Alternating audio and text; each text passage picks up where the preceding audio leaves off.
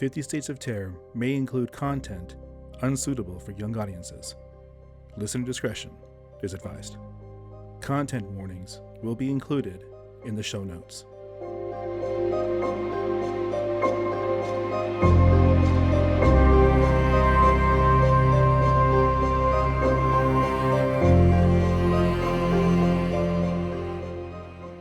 This is Mexico, the Chaneque.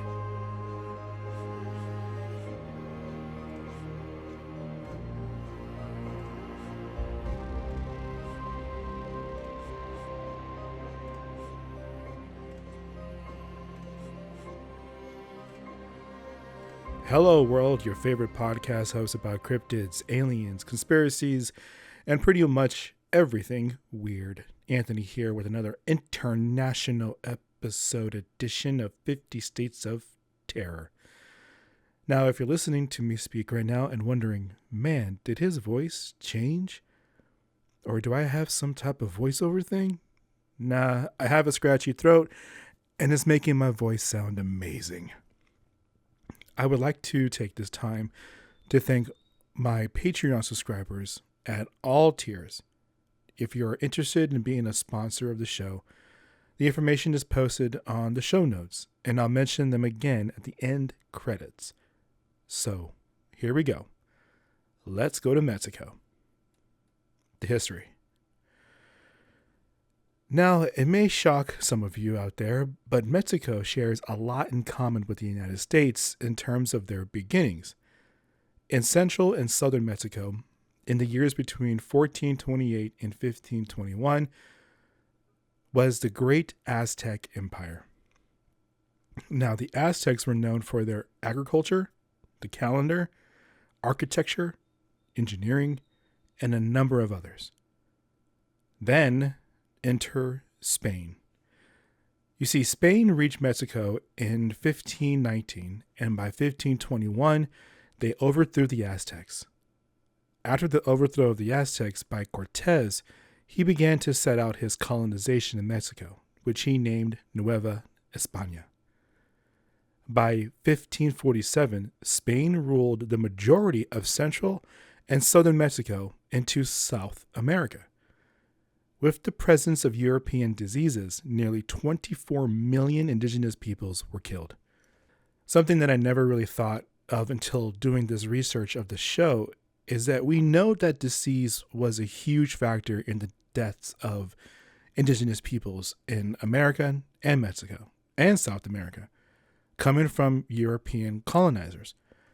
A small list of what they brought: smallpox, measles, whooping cough, chickenpox, bubonic plague, typhus, malaria, influenza, and a handful of others. Now, I never really thought about the lack of disease in an area. So let's take smallpox. No one knows the exact origin of smallpox, but possibly emerging from Africa or the Middle East in around 10,000 BC, the virus would spread. People would develop an immunity over the span of many years. Then the virus would spread by human contact, and this is well before ship trades or colonization travel was a thing. Places like Mexico, who never were exposed to smallpox, at first contact of this highly contagious virus, of course it would be deadly. But yeah, I'll get off that subject, and I already forgot the point I was making, except how devastating a virus like that could be on first exposure. Okay, where was I? Right, Spain. Spain was starting to convert the people into Catholicism. The Catholic Church began to gain power. This began to get the current king of Spain, King Carlos, worried. Spain, by the 1800s, ruled much of modern-day Mexico. Now, enter France.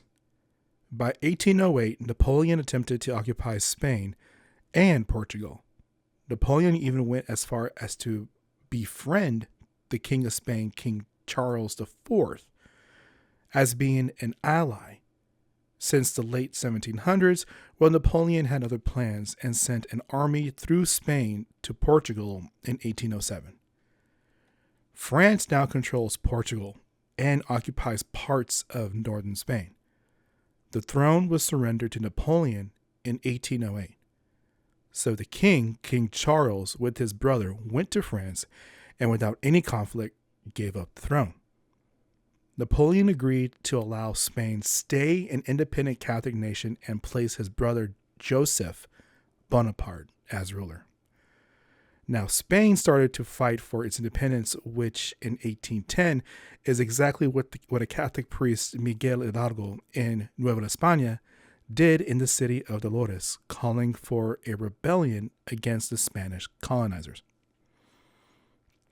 With a small army, he attempted to take the capital of Calderón, but he lost. It wasn't until 1821 where a new monarch was formed with the Treaty of Cordoba. On August 24th, 1821, which leaned more conservative with the constitutional monarchy, this whole entire thing was short-lived as Antonio López de Santa Anna overthrew the emperor and wrote a new constitution for a federal republic of Mexico. Guadalupe Victoria became the first president, and Santa Anna became a general. Yep, if you are from Texas, then you know exactly who that Santa Anna is. He is the one who sacked the Alamo during the Texas War for Independence in 1836. Later that year, Texas gained independence, which then led to the Mexican-American War, which then they lost Texas, California, and all of U.S. Southwest. France left Mexico in 1867, and Porfirio Diaz came to power as president.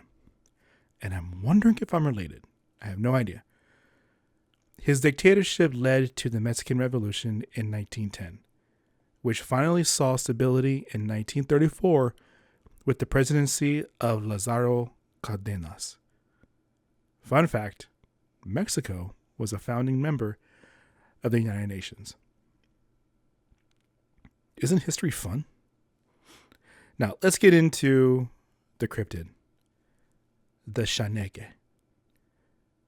This creature, also known as the Duende, in certain Latin American folklore, is portrayed as children with faces of elderly men or women who then lead people away and astray for a number of days.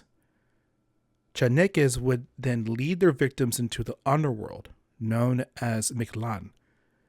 The victims would experience memory loss while in the underworld. What makes the Chaneque very interesting is that it isn't essentially portrayed as evil or good. Many writings about the Chaneque like it to a demon or the Christian devil itself. However, in other instances, the narrative and stories associated with the Chaneque have a blending of protection, which includes supernatural elements. Now, the highlighted words within the research have protection, mischief, and supernatural. Within the legend of the Chaneque, early inhabitants of Mexico would give them offerings in exchange for protection, primarily their homes and harvests. Now, this side of the Chaneque is related to the stories that it would intimidate intruders to the point where their souls would be stolen. A very specific ritual would be needed to return the soul to the intruder or face great illness or death. So it stems to reason that people who then give offerings to the Chaneque in the hopes it would side with the homeowners and drive away unwanted intruders. There is a case in 1676 discovered by historian Javier Ayala Calderon that speaks of the Chaneque or Duende who kidnapped a young man to mate with him. Now that's interesting. So this is similar to other creatures and cryptids we have talked about in the past in order to teach young men and women the dangers of perhaps to venture into a forest or to always be on your best behavior because either the Chaneque or the Duende would kidnap you. They are described as short in stature and are usually naked. They live in forests, rivers, and caves. They communicate with nature in such a way where it is seen that they offer some sort of protection from the evil they may reside with them. Now, these stories also have a good and evil mentality towards them, as the duende could be used to ward off evil and help those who want help. It is also noted that children generally see them, as they are not often visible to adults. Now the rating. It is time to rate our episode's cryptids from 1 to 5 golden Nessies, with 1 being the worst and 5 being the best. I give this cryptid a solid 4.5 golden Nessies, between 4 and 4.5.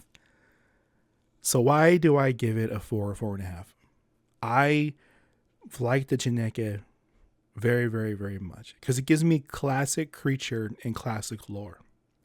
When you think of fairies, folklore, you think of elves and European nations and the offerings that you give them to ward off evil or just to leave you alone, and you would give them offerings. This has specific similarities to them that I truly, truly think that are like the foundation to a lot of great storytelling, folklore, lores, legends, things like that. The cryptid itself is not necessarily evil because we know that it could be either good or evil.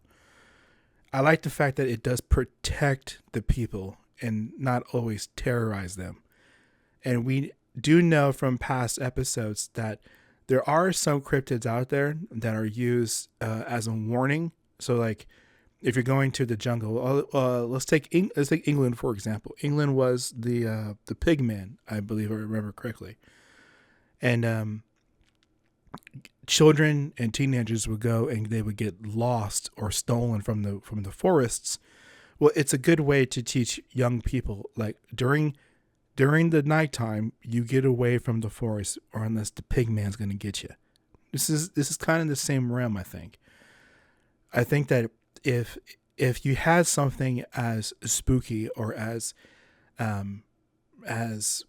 evil as a Chaneque, then it offers a great way to like tell children that the monster that might get you in the forest, he might get you, but you need to be careful. You need to, be home, and you need to give it offerings. You need to be a good person, things like that, So, and I'm interested to know, because I didn't actually put it two and two together until right now, if like the Kukui is somewhat related to the stories of the Chaneque or the Duende. I don't know. I didn't even put 2 and 2 together until right now. So yeah. Thank you all for listening to this international edition of 50 States of Terror. This is going to be another relatively short episode. I wanted to get some traction going until, well, as you all probably know from last episode, this Friday, as of this recording, is my last day of work.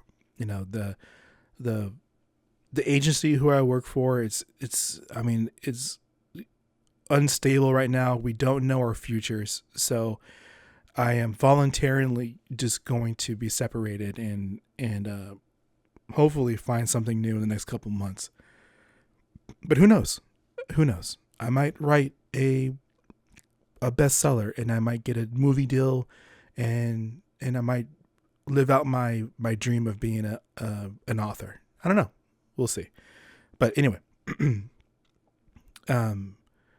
I thank you all for taking the time out and listening to the show.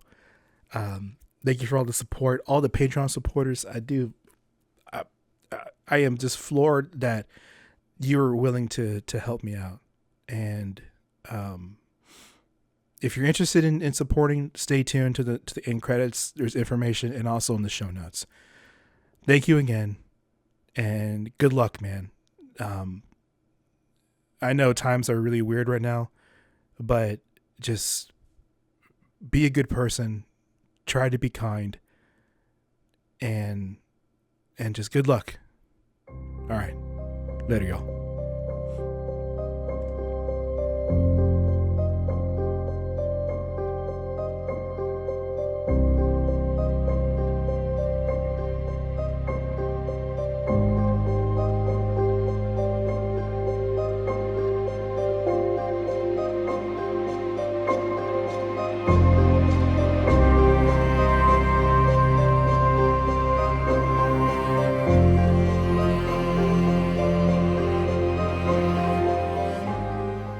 This has been an episode of 50 States of Terror, brought to you by your host, Anthony Diaz.